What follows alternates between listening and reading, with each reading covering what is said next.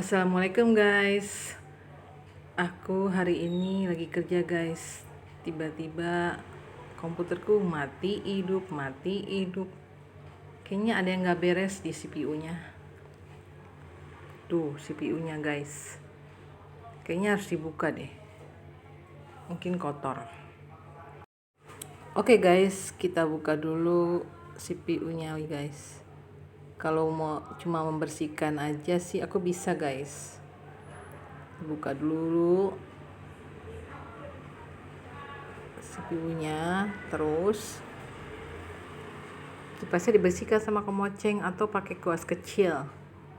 Tapi kan nggak ada kuas, jadi nanti pakai kemoceng aja.